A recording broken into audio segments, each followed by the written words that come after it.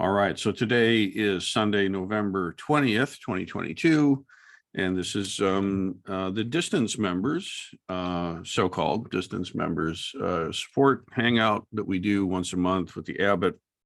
And I'm just going to be responding to some of the shares that happen. I'd like to say that it's a very important thing to find ways to connect.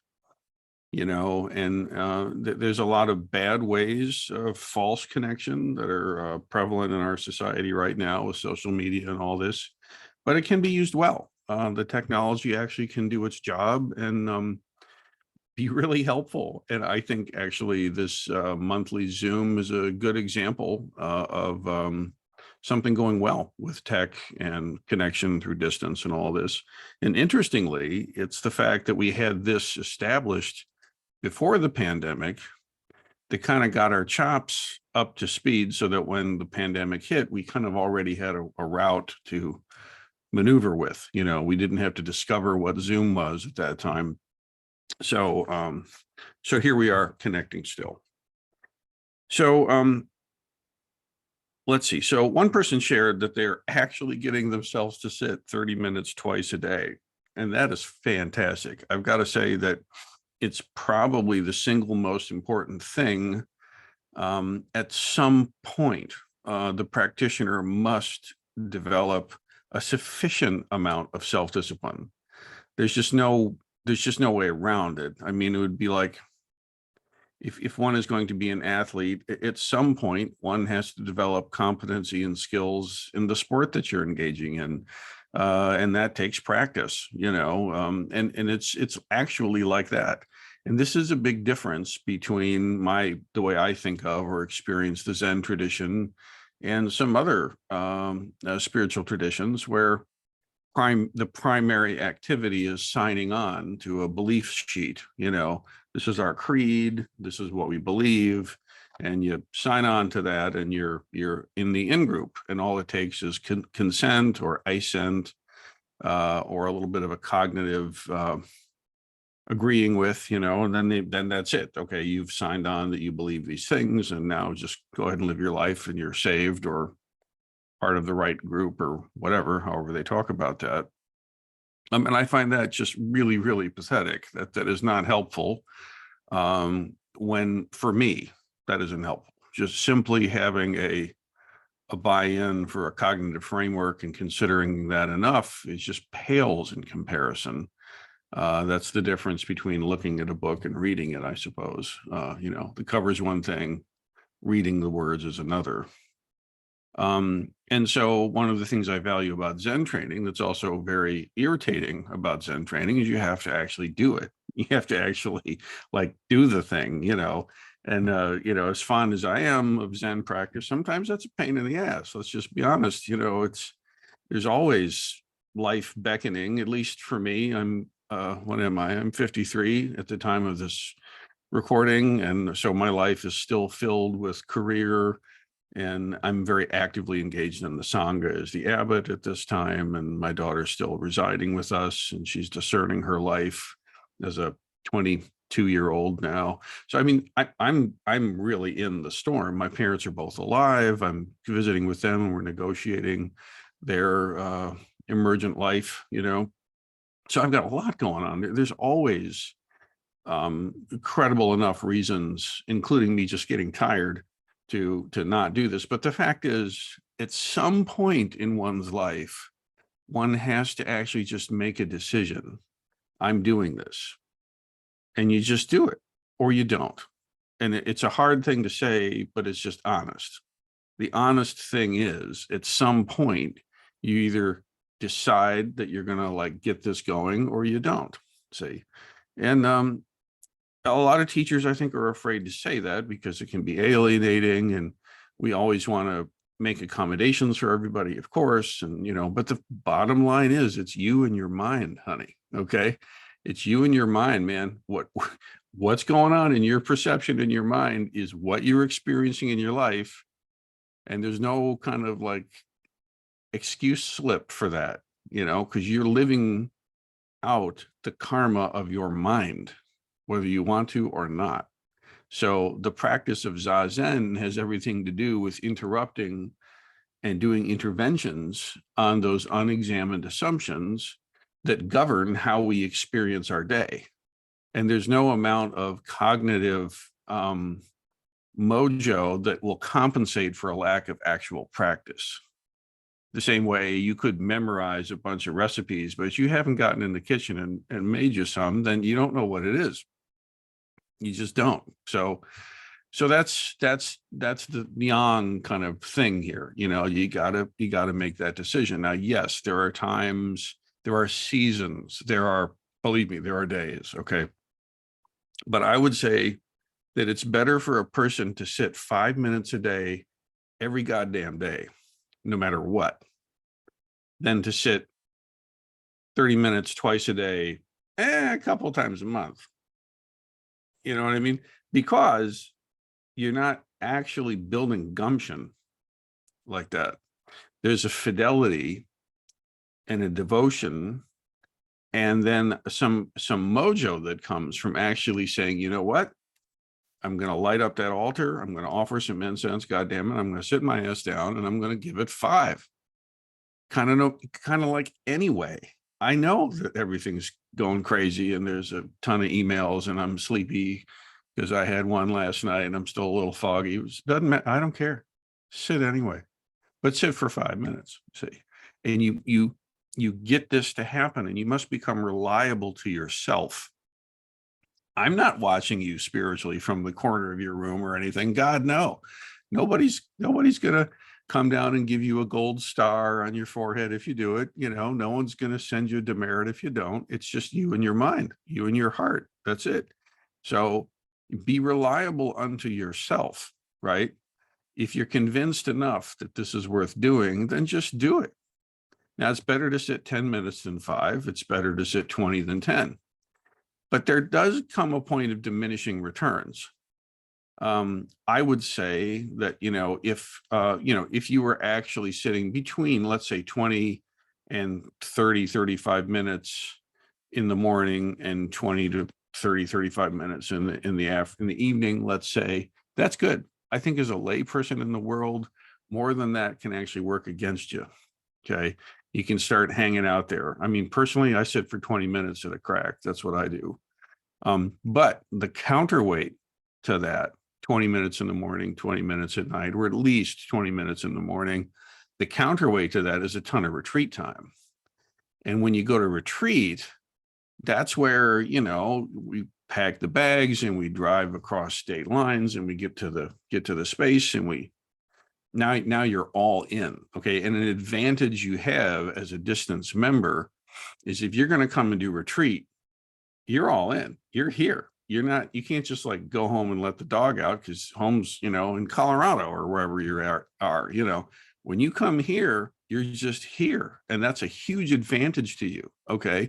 People that live here, they have other advantages, but one of the problems or challenges they have is their house is like 3 blocks away. So Dad, can you come and, I mean, that thing keeps going. And it's tough to deal with, let's say. Okay. So use your situation to its fullest advantage. Every situation has got advantages and shadow sides. And, worldly wisdom has to do with recognizing the advantages of the terrain that you're actually operating on and using it fully to its best. Okay. There's always advantages and disadvantages. Always. Okay. It's just a matter of, can you recognize them and can you wield them well? Okay. If that's interesting to you as a topic, I would hold up a study of the I-Ching. Okay.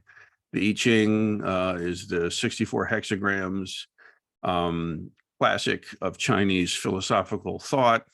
And it basically describes in quite exquisite detail 64 different situations that you will find yourself in and have been in and will be in again, more likely than not, and spells out in a very interesting way to me how to recognize this energetic situation and what the appropriate and unhelpful actions are within it. It's a good thing to be acquainted with. I became good friends with the I-Ching, I would say in my early 20s, and it's been a consistent voice, mind that I'll check in with here and there.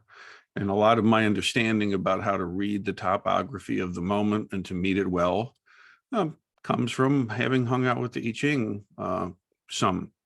Okay. I'm not like way deep into it, but practically I use it a lot.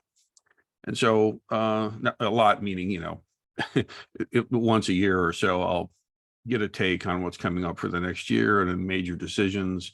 But really, it's not so much a fortune telling thing like we think of it as in the West. It's a commentary on these different situations you can find yourself in. Okay. And one of the themes that is replete is that you've got to build your character. And this is exactly correct. And this is completely in alignment with the Dharma. There's a big mistake, I feel, that the early adapters made in their first in blush with Zen. Everything was focused on insight and wisdom. Kensho was like the currency of value. And the idea of developing one's character was, you know, passe or left to the side, maybe because there's, you know, hung over from misuse of that in another tradition that they're trying to get away from, or I don't know what. But the fact is, the quality of your character is a major feature in the Buddha Dharma. It should be. And I mean here, the paramitas that we read together, generosity, patience, kindness, all these things. Okay. And one of the foundations for them is get yourself to do what you promise yourself you're going to. See, you know, it's not do it so Rinsen will like you. That's just not going to help you at all. It's a false premise, you know. Do it so that you are reliable unto yourself. See, and you get your character trustable to yourself. This is the thing. See, so even if, you know, it's 5 minutes of sitting, do the 5 minutes, man. Make it happen, make it connect. Now, if you can get all the way up to doing a half-hour morning and night, you're doing great. And I applaud it. That's amazing. Yes, once in a while, the emergency room will beckon and it's simply not easily workable that day. I get it. But I'll always sit at least that 5 minutes, say. So that's very important. Now, along with that, an impulse towards cleaning the house is actually a really good spiritual practice. Okay. Having, you know, bunches of stuff piled on each other is a toxin in the space. Okay. If you've got a bunch of unthought of piles of stuff, little skandhas, piles all over the house. Okay. It's energetically, it's a toxin in the space, like a toxin in the body. And the energy gets trapped there. Okay. And so it's a good impulse to take care of the space in a way that makes sense for you. And I'm not talking about being compulsive, obsessive. It just has to flow right when you're in the space. Okay. And that's a little different for everybody. But, you know, like some people might look at all the stuff behind me and think, well, listen to this guy talking. But for me, that's all organized. I know exactly where those books are. They're like brain extenders, and I'm surrounded. There's books everywhere here. And if I need to, consult this or that at home, I can pretty much reach over and grab it. And I do. Okay. So it's organized for me. And the basis of that is your home altar. If you have a home altar and you make that thing pristine, and I don't mean expensive, I mean clean, and it's organized beautifully, and there's a Buddha image there that you relate to, and you keep the earth offering in tune with the seasons, and you really make sure that that thing right there, that is connected. Okay. Then it spills out to the rest of the room and to the house. And this is very important. This is part of Dharma practice. Every session we do samu, right? And it's not just because there's chores that need to get done. It's because it's practice, taking care of and cleaning that space. It's not incidental. Okay. I can remember some of the most wonderful experiences I had early on was being in Zendo cleanup, you know. And I remember I'm young and I'm there and it's session, and just the feeling of being part of a team, and we're going to like take all the cushions out and we're going to wash the floor, and then we're going to dry the floor, and then we're going to put the cushions back. And while the cushions were out, there was another team that's cleaning off all the cushions. It was one of the first times in my life as an adult-ish. Well, I mean, you're a child at 22, but whatever. I was more or less, I was not a kid anymore. Well, I kind of was a kid. Anyway, I digress. It's the first time I felt that outside of my mom telling me to clean my room or something like that, I got my own apartment in Boston at that time. I'm living a life, you know. I was like, whoa, we're actually cleaning this space together for each other. And that was just as important as anything else that occurred at retreat for me. Feeling what it's like to actually take care of that space and make it right, and be part of a team in that case that's all doing that, so that we can all come into the Zendo and practice, you know. Once the Zendo is cleaned up and everything's lined up just right, you can feel it. There's kind of a sizzle in the space because it's all correct. And then now the horn goes, or the warning bell, and it's time to clean up and put your stuff away. And then everybody starts filing into the Zendo once the horn starts. And that Zendo, man, is pristine, right? It's just people are walking into this beautiful, clean slate, right? And it's like, man, I was part of a team that did that. We made this space, and I get to participate in it too. I make my vows and go in and take my seat as a student, happily and fortunately and luckily so, So that feeling of like taking care of the space, that's part of Dharma practice. And it's not just keep the dishes, so you can keep eating, but it's actually making the space in a way that's helpful for you. See, and then, being willing to let go of things that no longer serve you. I mean, physical stuff, possessions, things that might be harboring, elements of your past life. It's wonderful practice to see them, acknowledge them, experience it again and anew, and then put it in the donation box and let it go. Every possession that we have is not ours. It's not. You're the temporary custodian. You were steward for a time of your most prized possession, whatever that is. It's not really yours, even if you quote unquote own it. It's just not. It's yours for now. Like I've got some really nice guitars. I hope they outlive me, and then someone else will someday have them, and I hope they enjoy them thoroughly, So I'm taking care of those instruments for my own art and for my own practice. And I know right now, I hope that someday somebody else will have those, and that's all good. See, so there are some things that still have functional use for you. Some things it's time to let go and let them have their own life.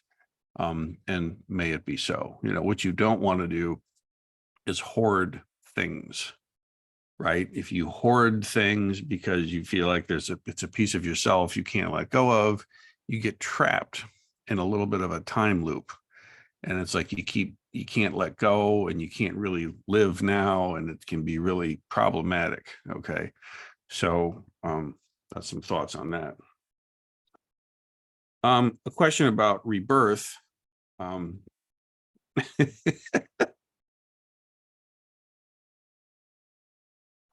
It's an interesting topic to teach on. And it's one that is probably, it's one of those live wire topics for certain people. And I think that's because most of us, as I said earlier, we're in a religious or spiritual tradition where the currency of your worth depends on your believing A, B, and C, and not X, Y, and Z, right? And so when we hear this teaching of rebirth, it can seem like, oh, shit, here we are. Here's this. Oh, now we have it. Here's the sign-on sheet of this belief I have to have. And it's not really a useful way to think about this teaching. I don't think about it that way for myself. So there's two important things to say. One, rebirth is not reincarnation, and one needs to know the difference between the two. because reincarnation, as it's commonly taught in the Indic traditions, is not the same as rebirth as the Buddha taught it. And there is a distinction there, and it does matter. But then the second thing to realize is that whether or not you believe in this is not necessarily central to your practice. There are other ways to think through the situation, and I'll talk about all of that. So the first thing is rebirth contrasted with reincarnation, okay? Most people in the West think that they're the same, think that the Buddha taught reincarnation, and, you know, it's kind of pop culture-y. Oh, you're going to come back as a rabbit or as a dog or as I want to be a pony in my next life or whatever, you know. So people think of it this way, and it's kind of a cartoon skit of itself. But the basic idea of reincarnation is that you have a solid, fixed, and permanent self, like a soul, and that soul will go through many, many, many lifetimes as the same entity wearing different clothes. So in one life, you have this garment, in another life, you have that garment. And the body that you're in is simply something like a garment that your soul or your essence or whatever takes on and off. And there we are. And so typically in those traditions, like in the caste system of India, you're born into the caste you're in because of your past karma. And if you're born into the warrior class, you're a warrior because that's your karma, and you don't step outside those lines. The West did something very similar with aristocracy and peasant serf life in the medieval times and so on. And the Buddha completely rejected all of this entirely. He said, oh, horseshit. Just to translate to the modern day, he said, no. I mean, because what happened was the Brahmin caste, they were the highest caste, and they were the Aryans. They were the lighter-skinned descendants of lighter-skinned invaders who had come in from the Indo-Aryan peoples of Iran, and they moved in and migrated, and they encountered the indigenous folks in India that were much darker skinned and much more aboriginal looking. So like if you look at a South Indian person, they have a very different complexion than a North Indian person, okay? And so even, we tend to think black and white is an American thing, and largely it is, of course, but this thing about light and dark and different races looking at each other differently, this is a pan-human experience. Case in point is the Brahmin caste, the Aryans. So they came in and they said, oh, we have the hipper karma. We've been incarnated as Brahmin. We are the highest caste, and there's nothing you can do about that. And people bought it. And so it was a mechanism of social control, okay? Worked out nice for the Brahmins. All they had to do was rites and rituals, and everybody else had to farm and fight and feed them and everything else like this. The Buddha said, no, not so. Not so. When you come into the Sangha, you drop all caste. Once you enter the Sangha, caste don't mean shit anymore. It's just not a part of the feature. It doesn't matter if you're pariah, outcast, or you were a Brahmin, you're just a practitioner. So many scholars will say that the Buddhist Sangha is kind of a proto-democracy, egalitarian maneuver from thousands of years ago, right? But it completely leapt free of the caste system. And this was a great offense to the ruling class. It is a testament to Buddha's skill that he wasn't just assassinated, because, that's really interrupting the power structure, huh? I mean, I can totally see where that would piss people off, and they would be like, let's get rid of this guy. I mean, what do they know about him? He's just another, religious teacher. There's tons of them. Just get rid of that guy. He's being a problem. We can't control society if everybody does this. But, he was compelling, let's say. So anyway, when the Buddha taught, he said, no, this rebirth, you've got this wrong there. there in fact is no self. So now you run into this contradiction, right? How can there be reincarnation if there's no fixed separate self? And the essence of the Buddha's wisdom is to say that if you really look deeply into your own experience, instead of finding some solid core you that's actually controlling everything, there just isn't. There's a series of Venn diagram overlapping processes, okay? Like, sight and hearing and smell and taste and all this, and sounds and thought forms, and these things all play out, overlapping each other, and we create a reality that we experience out of it. But if you unlayer the things, there's no thing. Like if you take the guitar and you take off one of the strings and say, is this the guitar? Well, no, it's not. It's just a string. And you take off the tuning peg. Is that the guitar? No, that's not the guitar. That's just a tuning peg. Well, you disassemble the whole damn guitar. Where's the guitar? What you have is an assembly of aggregates that are temporarily functioning in a way that we commonly say, oh, that's a nice guitar, dude. And there it is. But, when the Buddha looked inside, what he saw was non-self. And this you see clearly in the Heart Sutra. But of course, there is a self, because here I am talking and there you are listening, and there is a guitar, and that's my guitar, and I take care of it. So what's the deal? Well, it's how you understand what the guitar is, okay?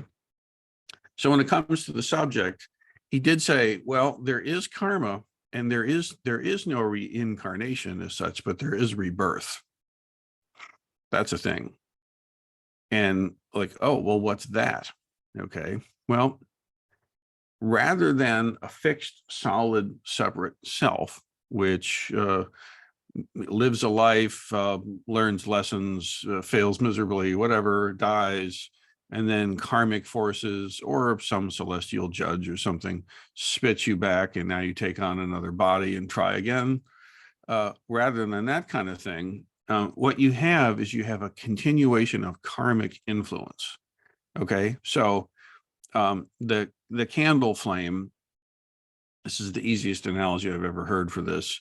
The flame of a candle, when we look at it, we say, oh, there's the candle flame. But actually, we all know that the flame on the candle is not a fixed thing. It's a process that's occurring. And as a matter of convention, in language, we say, yeah, there's the candle flame. But we know it's not an it's a process. It's unfolding millisecond by millisecond, really. There's no fixed flame. It's flame is doing like this, okay? So in the same way, the self is not a fixed thing. There's a series of experiences that are occurring and being processed. And that's what we think of as our self. See?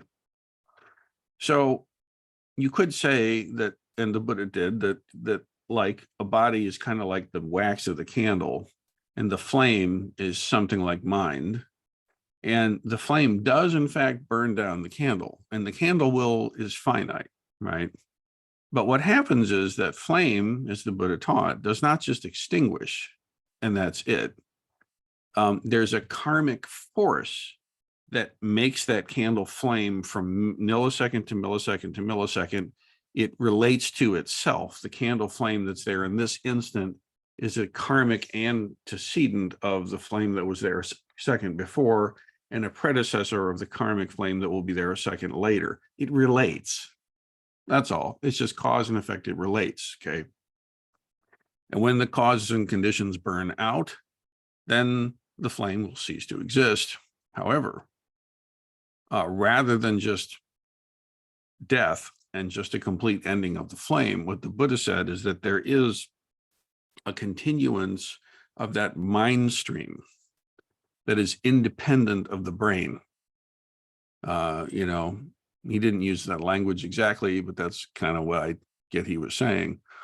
And so he said, what happens is that you can imagine it, that candle flame goes all the way down, and then at the last sputtering of that last instance, that flame, which we know is not a thing, but rather is a process with karmic habit energy, that flame will then skip to a new candle, and that'll start burning. But mind you, it's not literally the same flame. It's the karmic habit energy and the karmic force that perpetuates. Okay. Or if you take vow, then the vows become a perpetuating force, which is way better than karmic. Okay. Karma is you're just kind of alone with your karmic forces and shit happens. Okay. When you take vow and refuge, then there are certain guardrails that come up on this process. And the vow itself, the mind of bodhicitta, becomes the driver of this rebirth. Now, the Buddha did say very clearly that he had great awareness of past births, and that he actually has training in this. If a disciple is advanced in their jhana states, their quality of samadhi, you can actually train, supposedly, in going back and back and back into your own experience.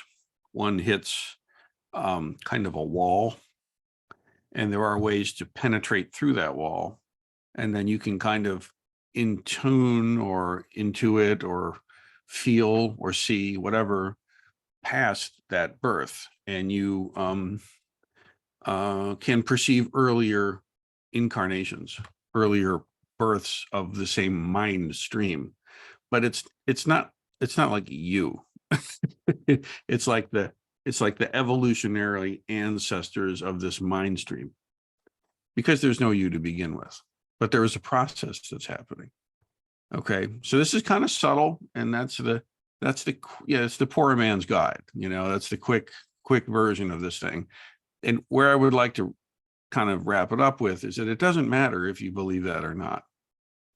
If you feel, some people have very strong intuitive sense that this is true, and I would count myself amongst them. I mean, I have my own subjective experiences that make me feel quite certain that what that describes and my own life experience align. But I know damn well that my life experience is just my life experience. Even if I can feel that I've done this process and seen back into past births and came into this life loaded with all kinds of mojo, and it makes sense to me in my story I tell about myself in the universe, there's no way for me to know objectively if that's actually quote unquote true. Like, I don't know. I just know that it feels like it's true. It makes sense to me, let's say. Okay, does that make sense? So I've got to be humble, and like, this is not a scientifically provable thing, but it does make sense, and it does align with experience, not for me, but for some other folks too. Now, for a lot of people, it just flat ass doesn't. It's just like, what the hell? It just makes no sense, and it doesn't align with anything that experientially they can resonate with or would even care to. And there's no solid evidence of a post-mortem life consciousness or anything. There's no evidence that mind is outside of brain. We haven't found anything like that. Maybe we will one day, who knows, but so far I don't think so. Would say this point of view, and therefore horseshit. And that's actually, you can work with either one, because the bottom line is this. Okay, if you feel strongly that when you die, that's simply it, there's no need whatever to be concerned about this, because you will not be experiencing any lack of anything. You will not be feeling sorry that you've had to leave the party and you sit from afar while everybody else enjoys life and you're off somewhere else dead, and you know that fact. It's just, you just simply don't exist. There's no suffering or pain or anything. Okay, well, if that's true, then this very life is the only thing you will ever know. You don't know what it was like a million years ago, and you won't know what it's like a million years from now. What you have is exactly this instant of life. For you, this is everything, right? Everything is contained in this moment. So these moments are finite. Haha. Okay. So if this life is the only thing that matters, that you can actually count on, and it's finite, every day, the days of your life are reduced by one, and there's only so many grains of sand in the timer. Okay. Then use this well. Realize what it actually is fully, live out of compassion and generosity and equanimity, because this is the show. This is it. Do not waste time. Don't miss it. Fine. If, on the other hand, it seems to you that you can intellectually agree with, or you have some experiential subjective feeling that this is true, in some way, there is rebirth in some way that aligns, then what that rebirth ends up being has everything to do with this moment. This moment, as this moment actually is, if you live it in the context of vow, with wisdom, compassion, equanimity, and all the goodies, then that's going to have a very positive influence on that next birth. See? And if not, if you're just a dumbass, then that's going to have an influence on your next birth. So it all comes down to this moment. If you really live this moment beautifully, with compassion, with the mind of bodhicitta, of coming to full and complete awakening for the sake of all beings, this is the best possible way to handle future births.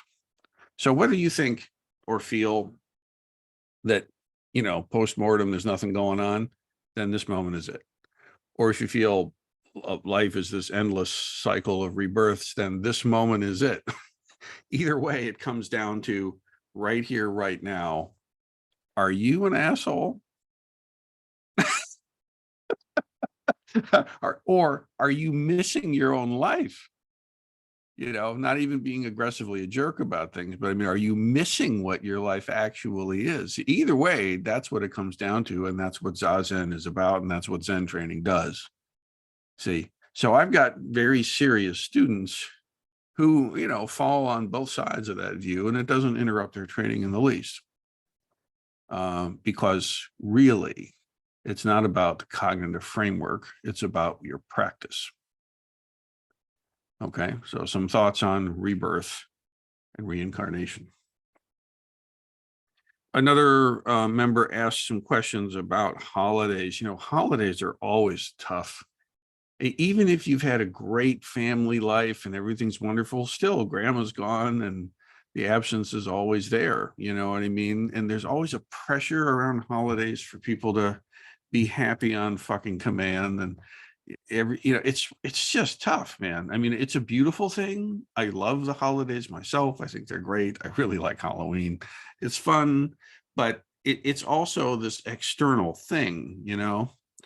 Seasons are reliable enough in our lives. When the weather changes, it wants to be acknowledged.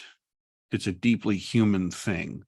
I'm convinced that our deep ancestors, their survival depended on them being able to look to the stars and to connect with the seasons and to know where they were in the cycle of things in order to survive. Okay, the beasties are going to be moving on. We need to follow them. Or here we plant the crops and we have to get ready. The cold's coming, like this. Okay, so that wants to be acknowledged. It's a solid impulse. It's a very human thing to do.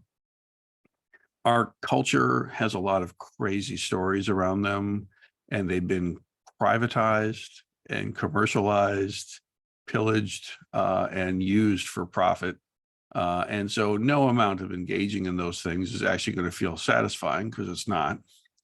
But the underlying impulse to gather at times of transition and seasonal moments of importance is actually a really good thing. It's a very human thing to do, and it's a very connecting thing to do. See, so it's important that, I think one of the most important pieces of advice I can give you is that you want to make sure that in your own life, you're in tune with the seasons and these moments of equinox and solstice, and that you are connected to what's happening in nature around you. And when it comes to connecting with your external family, I really advise that you lower your standards immensely. All you want to do is just be there and just, let folks know that you love them. If you do that, you win. That's it.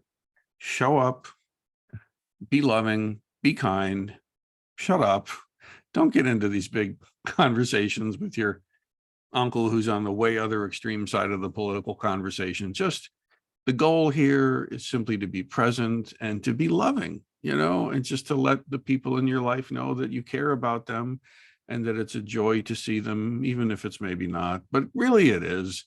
And take the higher view and really lower your standards. Do not expect Uncle John to suddenly agree with you on anything. Just don't do that. It's not going to happen. You know what I mean? Don't need that to happen for the holidays to be okay for you. And in every family I know, there are always rifts and challenges and, things in the closet and all kinds of, human stuff, right? And just love them anyway. Just love them anyway. If somebody's seriously toxic and abusive, you put up a wall and you don't let yourself be abused, obviously.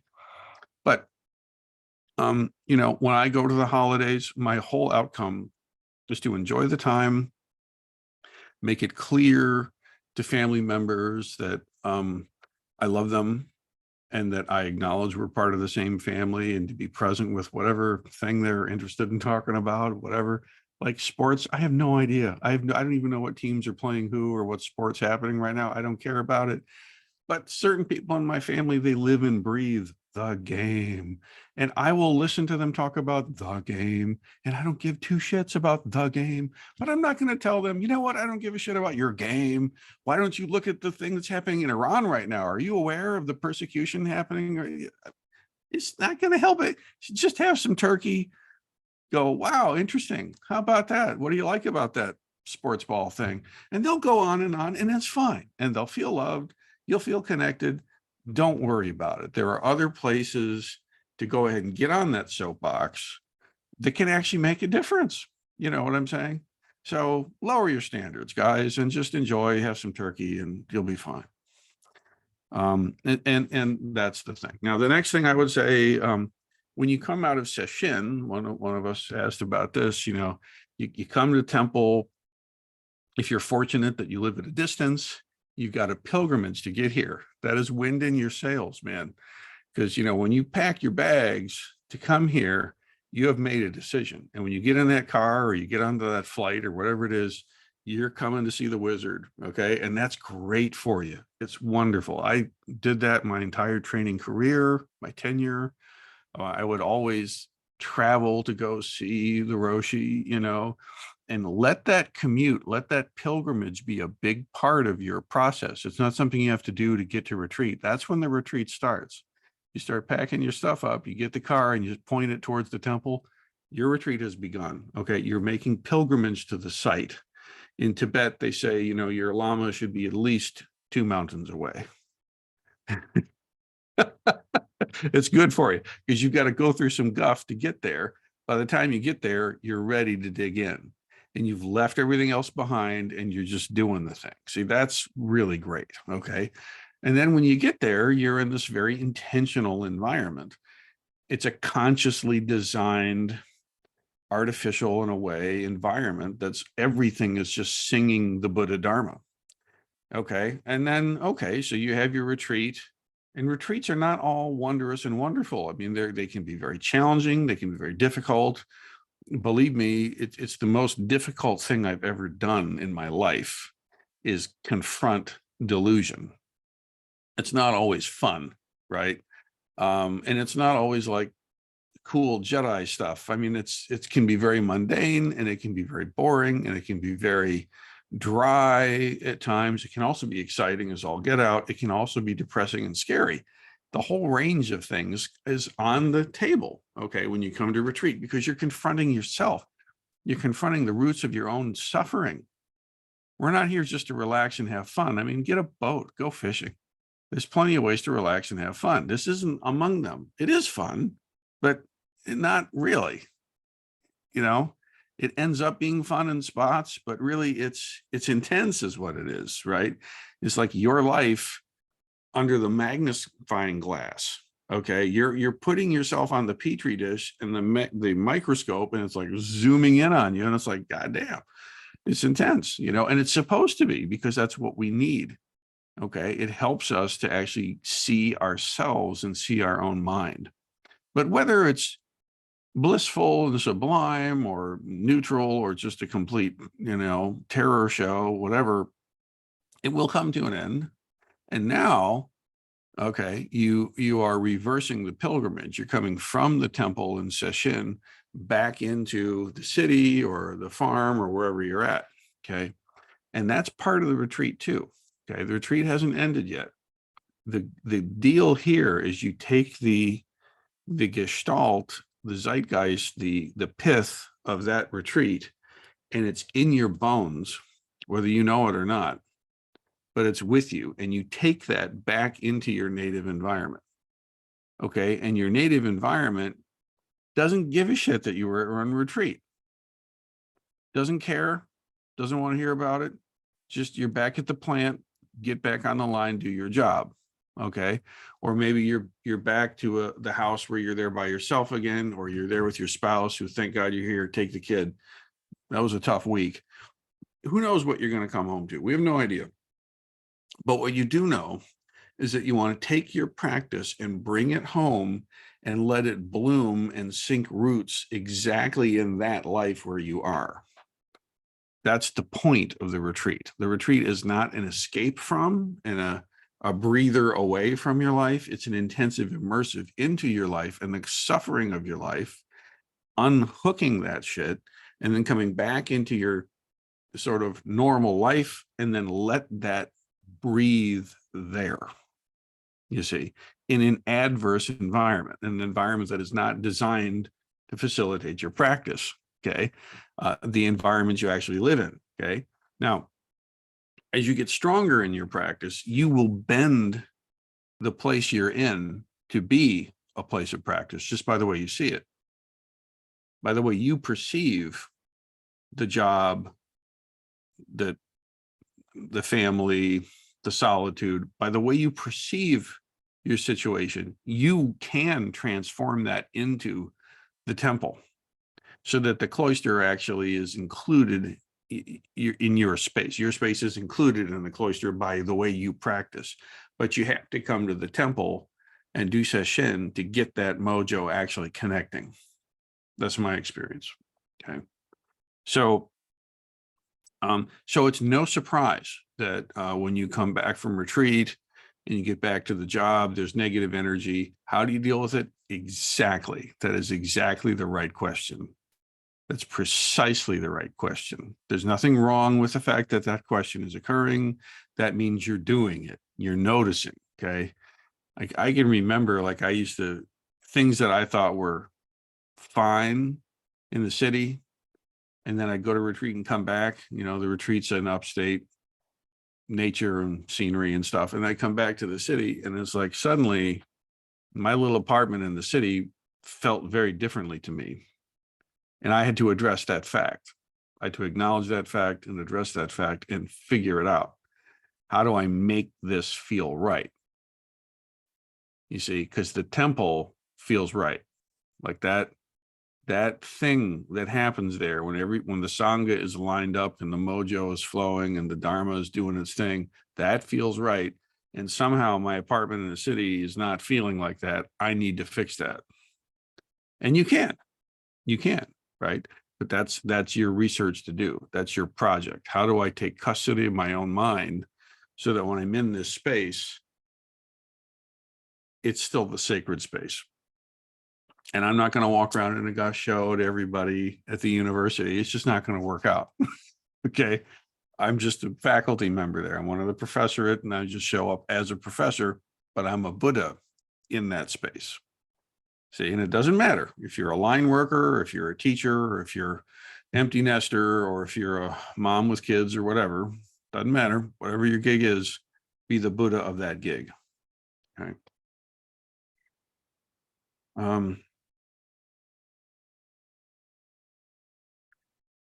So let's talk about solitude a little bit. There are times of life where our living situation has us with other humans. They our initial family of origin, or dorm roommates, if that was your fate, or apartments or whatever. Perhaps a situation where you've got, you're pair bonded with somebody and you've got, youngins under your care. Okay. So there are many times in life when there's a lot of activity, and one can take for granted that that's how life is, but life isn't always like that. There's also solitude. There's also many times of life where absence is your presence. Okay. The absence of a departed loved one is very present to you. Okay. And there are not necessarily people living in the space with you all the time. And this is also a very natural and predictable and normal way of being of human. Okay. There's nothing wrong with this. This is not a problem to be solved necessarily. This is simply another season of life experience. And like I said earlier, every situation has assets and liabilities, I guess, to put it that way. When you're in the swirl of living with a young family, let's say, there's lots of motion and movement, and there's also, you can't get a moment's peace, let alone, you can't even sleep straight, let alone get a shower in when you really need one. I mean, it can be crazy, and then suddenly now you're on another dime through whatever reasons, and you're alone, and it can feel like, oh, wait a minute, what happened here? Who am I now? Okay. So the key to this, again, is to appreciate the situation that you're actually in. Just drop the idea or the story that it should be something else, at least for a little while, and just actually appreciate your life as it is, wherever you are in the life story. If you're trying to figure out who you are in the world, do that. If you're trying to figure out what to do now that you've done your deal in the world, do that, right? If you're raising kids, there you are. If they're taking their leave and you feel the heart pull of that, so be it. Each stage, each place is exactly right. Okay. As long as you're the Buddha of that place. So your job, the gig here, is to be the Buddha of your life. You are at the center of your mandala. And whatever features the mandala has right now, they will change. I will not always be a professor of music at the University of Toledo. I've lived much of my life not being a professor of music at the University of Toledo. I've lived much of my life not being a Roshi. Okay. Much of my life not being a dad. Right now, both of my parents are alive. That fact will change. And I will no longer be a son. Today, I'm still a son. So I'm going to go see my mom and dad tomorrow night. I do every Monday night, but there will come a time when that will have happened for the last time. I have no idea when that will be, but every time I'm there, I'm aware that that might be it. Right. So the gig is to meet exactly where you are in whatever life situation it is and learn how to wield it well. Okay. Solitude is a very sacred thing. And you could say that even when you come to retreat, even though there may be many colleagues around you, you are alone at that retreat. That's the truth. You're sitting on your own cushion. You are dealing with your own mind and your own body. And yes, there are people around you. And yes, there are teachers. And yes, there's, support and everything. But bottom line, you're alone. You're together with others who are alone, but you're alone. See? And then you come home and maybe that fact is very visible to yourself. Okay. So learning how to wield solitude and allow it to be what it is. You will suffer if you try to make it be something it isn't. Okay. It's not going to feel like when the house was full of your young kids running around. It's just not going to feel like that anymore. The absence of that is present to you in the new space, and that's the new space. See? So the first thing is to accept the reality of where we are. I recently, just in the past couple of I guess, weeks, I've suffered a number of deaths. I mean, my cousin died of an overdose. My pug died of old age. Damn it! And my last guitar teacher, who really influenced me, Mick Goodrick, he passed away a day or two ago. And I can feel all of those losses, and I do feel them, and I allow myself to feel them. I don't pretend everything's fine. It's not fine. It's not fine. I miss my pug. He was a great pug. Awesome. And so I accept the fact that Louis has died, and I'm aware of that fact, and I use that as the ingredients of my life for the Dharma practice now, not fighting against reality. I hope this is making sense. Is that making sense? It'd be very difficult, because a part of us thinks that something perhaps is horribly wrong, and this shouldn't be. And if only this, then that. And why not this, then that? How come this? Why not that? There's no end to this. Okay. When Louis was here, he peed on everything and he barked all the time. That's also true. The pug could pee his body weight on command. That's impressive. Okay. So there's always stuff. There's also, the thing is, meet where you are and practice it beautifully, and include grief, include solitude, include being overwhelmed by too many people in your life and all the churn of stuff and the games you got to get your kids to. Honestly, each one of those situations is different, but the practice is the same. Encounter one Dharma, practice one Dharma. Whatever it is that's arising, you meet it and you practice it and rock hard with it, and be the Buddha of that exact situation. And don't worry, it will change.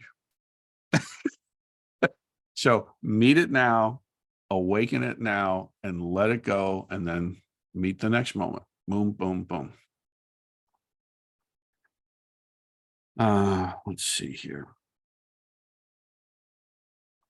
A question about kinhin when you're at home. Okay, home practitioner. So person's watching, which I'm happy for, watching the live streams and connecting with that. That's fantastic. I mean, it's a lift trying to get those things to stream every time and to have the tech so that it's passable even.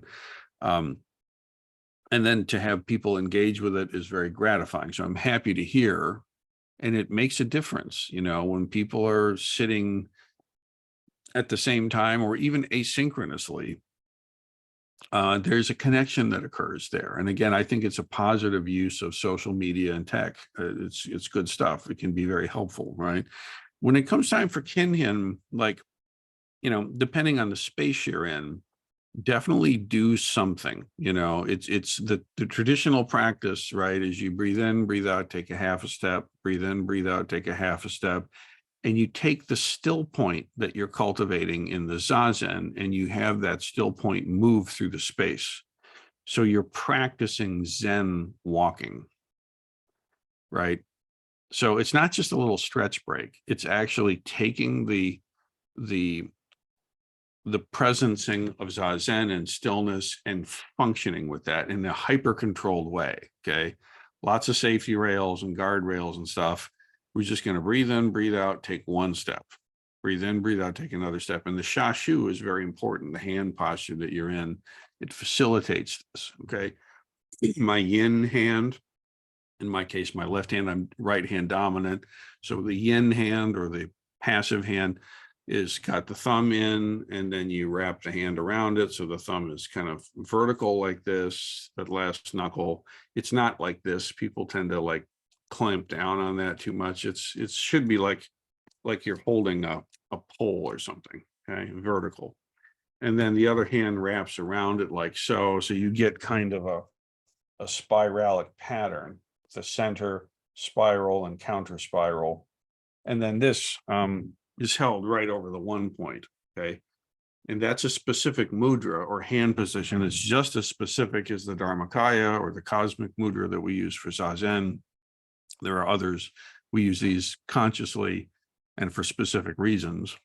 So you would want to practice with that mudra keep the same still point, and then practice making those steps. Okay. Then the next level is the clappers happen, everybody makes a little bow, and then you just walk and breathe so that the breathing and walking are asynchronous.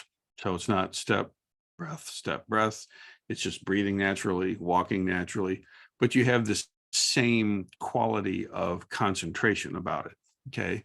Now, when you're doing that, you're not counting your breaths anymore. If that's your practice, you're actually just experiencing the walking, but keep the hara and keep the 1 point. That's what moves. Okay. Now, like later in the day, if you're doing the dishes, have the hara do the dishes. The 1 point does the dishes. Okay. When you get in the kiddos in the car, do it from your hara. Open the car door with your hara, not with your hand.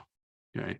You use your whole body and connect with your body and be where you are and presence yourself this way. You keep about 20% of your awareness in your hara.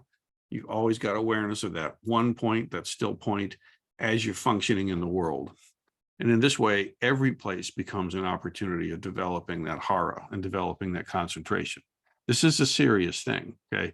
If you think that Zen training is just when you're sitting in seated meditation, you're not understanding it right yet. You're not thinking right about it yet. Okay. The training also includes walking. It's a very specific and conscious training practice. It's not just a stretch break. Okay. A further step along this path, I recommend every one of my Zen students to have some kind of formal body practice, whether it's martial arts, as in my case. I recommend Aikido, but any traditional art is worth doing. Or some kind of sport. Lifting is a great thing to do as we age, bone density is improved, blah, blah, blah. But some kind of a body practice that you do, yoga, hiking in the woods, whatever it is, something that works for you. But you use it as a practice. So you wouldn't necessarily want to get on the elliptical and just sit there mindlessly watching the news while you burn calories. That's not doing it. It's if you have to be on the elliptical, shut the damn TV off and be in your body. Practice making those steps with your 1 point and use it as a mindfulness in the body kind of thing. Okay. Yoga is fantastic. Pilates, blah, blah, blah. There's a ton of stuff. Okay. I recommend, if you're not familiar with it, do a YouTube search on Dr. Liu, 10 energy movements. Okay. Dr. Liu's 10 energy movement, LU. It's on YouTube. And it's basically what it really is it's a Qigong set called the 8 brocades, which he doesn't tell you. I don't know why, but it's the 8 brocades plus 2 stretches that he tags on at the end. And it's a really good set of movements that I perform daily as sort of a general optimal health and longevity program. But it's not just a stretch to get done and get it out of the way. You do it as a practice. Okay.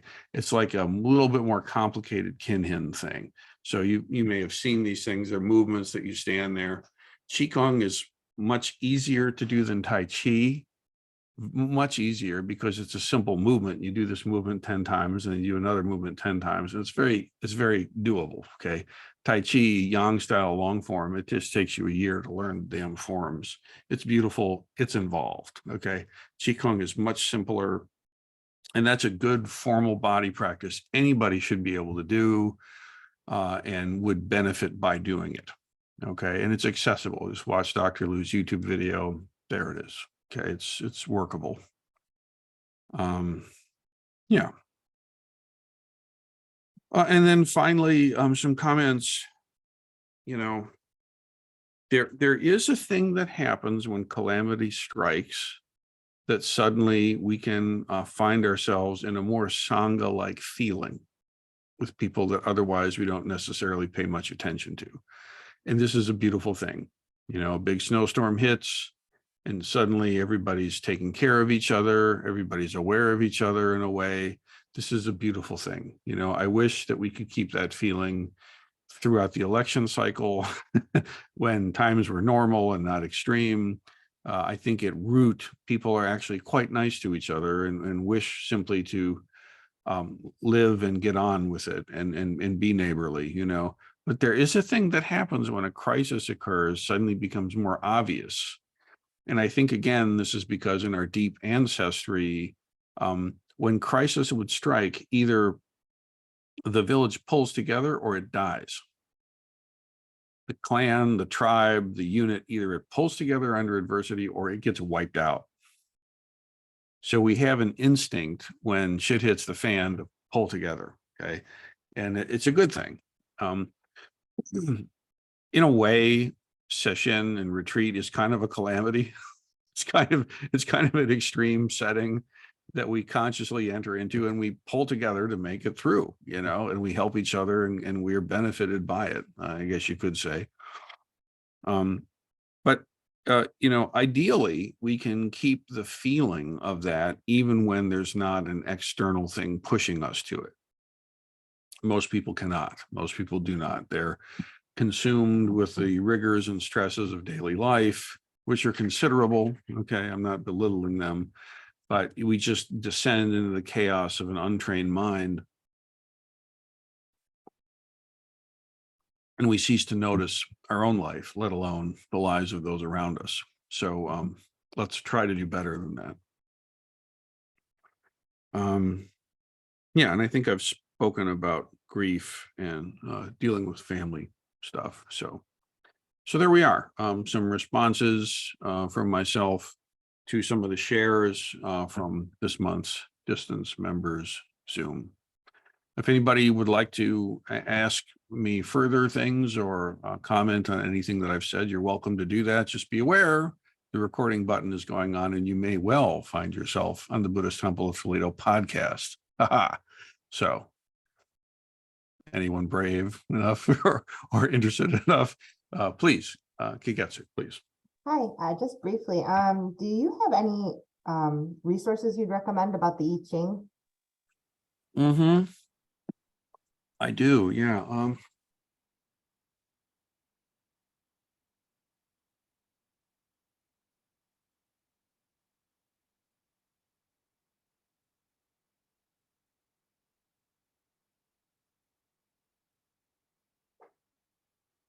Okay, so these are two primary texts. Okay, this is the classic. This is Princeton University Press. The I-Ching. Okay, this is a weighty tome. It is when I first encountered the I-Ching, this was the dominant translation available. It's the I-Ching, or Book of Changes, by Wilhelm and Baines. That is a really good kind of scholarly, but also practically usable version. Okay, Princeton University Press. However, as much respect as I have for this translation and as fond as I am of it, it's kind of bogged down, and it's kind of it a little bit gets in the weeds a lot. So it's not wrong, but it's pretty thick in spots. Okay, but there's much to recommend it. The one, if I had to pick one that's sort of like your introductory text, I like this one. This is called The Complete I-Ching. The definitive translation by Taoist Master Alfred Huang, Huang. Inner Traditions Press in Rochester, Vermont, and Toronto, Canada. So yeah, The Complete I-Ching, the definitive translation by Taoist Master Alfred Huang. This is a really good resource. If I just had to pick one, this would be the one. I've conversed with this author a few times. I've gone back and forth with him to clarify a few points. He's very generous. He has been anyway, very generous with his time. It's been some years since I felt to reach out to him. But particularly, he's got these gua, okay, and these gua symbols are not really accounted for in the other translation, and they're quite revealing. They matter, and if one understands the gua correctly, it helps the hexagram to be more transparent. Okay, so his language is very accessible. His translation is very usable. This would be your go-to if you want a fuller kind of additional resource. This one by Wilhelm and Buys is good. There also is a very obtuse little tome. I'll just mention this, but this is really only for the crazy and the brave. This is this. I don't know if this is still in print. This one. It's called "The Inner Structure of the I-Ching: The Book of Transformations" by Lama Anangakarika Govinda. It's Govinda. Okay. This is very complicated and very kind of esoteric. People can get really off the deep end with this kind of thing, but it is interesting to see. Again, I would advise some caution here. You can really go down a rabbit hole with this stuff, and don't confuse this with awakening. It's not, but this Lama Govinda's, in a book on the I-Ching, it has a preface by Baker Roshi. It is interesting. It is a very interesting take, and he has some numerological, like I'll show you. He's got some numerological stuff in there, quite a lot, and it gets very esoteric very quickly. And just don't get lost. Okay. That's the Yoshiki. Yeah. Is a gua the same as kanji? No, they're a much older indigenous Chinese system, and it's its own thing. It's its own thing. Really old. We really don't know how old they are, is the fairest thing to say.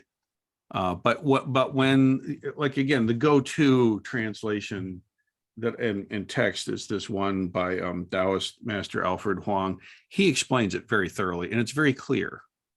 That as interesting as this Lama Govinda one is, you read this and go, what the hell did I just read? And it just keeps going, and you keep feeling insufficient and inferior and lost. But it's kind of fun, honestly. I can geek out about these things, but it's incidental. This is your go-to. Okay. And I have a tradition, in the new year. My birthday happens to be January 1st. And so right around that winter solstice, right around my birthday, in fact, on my birthday, I will always do a traditional Yarrow stock consultation of the I-Ching and just get a comment for the year. For myself, I'll get a comment for the Sangha. And I have never found that when I do that what the I-Ching has to say is just completely wacko and off base. I've always found it to be a relevant voice for me. Others may or may not, but for me, I've never once that I can think of actually consulted the I-Ching and just been like, I have no idea what this is saying or why. It's always clear. I can always find some way of it being useful. Put it that way. Good question. Anybody, anyone else? I would say the parallel to that, by the way, is the classic tarot card deck, the Rider White. I prefer, there's a kind that's a little more illumined. The color is a little brighter. But those are very interesting. If you're interested in this, I would recommend Carl Jung in his work with the unconscious and the imaginal. And if you look at the tarot cards as gateways to aspects of the unconscious, they're very interesting. Okay, this is a Western symbolic language, okay, that's inherited from Egypt and on, but it's basically a European symbolic language kind of trip. And if you look at it from the perspective of Jungian archetypal information and collective unconscious, it can be very interesting. If you take it to be like, is it safe for me to leave the house today? And you're flipping tarot cards, you're stuck. This is a problem. Put the damn deck down. You're fine. Okay. But if you're looking at it as a way to investigate the unconscious and to tune in, it can be very interesting and very useful. So just to say it like that. Anybody else? Going once, going twice. All right. I forgot. Yes. I forgot what I was going to say. So, Oh, or- well, at so. least we can all join in the forgetting now. Excellent. All right, so I'm gonna hit the end the record Oh. button. I did remember. Where are these posted? They're not on podcasts. These videos Where- that you of the Zoom the distant Zooms, are they actually posted somewhere online on your on site? No. What's Oh. happened, what's supposed to be happening with them is the audio files are getting ripped and then put into the queue for the podcast. That's supposed to be happening. But right now there's a huge backlog of talks for that. They're still working through the teaching retreat, which I really recommend you connect with. But you know, my request is that these members' conversations get in the queue, because most podcast listeners are not Toledans. They're all over the country, all over the world. People are listening to this. It gets some 3,000 listens a month, whatever. It's a lot of folks, you know, and I think these conversations would be useful for them. So that's what I've asked. I personally don't keep up with it, so I think it's in the queue and I hope it's happening. Brent, a comment? Oh, you got show, dude. You got to say something. No, I was just listening intently. I do want to say thank you. And you had mentioned about the technology and what you guys are doing and you guys appreciating when people make use of it, but I appreciate it so much. Absolutely. As do I. Thank you for voicing that for us, Brent. All right, let's dedicate the merits. May the merits of our Dharma conversation today go to those who need it most, particularly those who have not found their way to a capable guide that they can trust with their questions and be vulnerable with. May they find the right guide for them, people of experience that can help them ease the obstacles and come to awakening. For the sake of all beings, may it be so.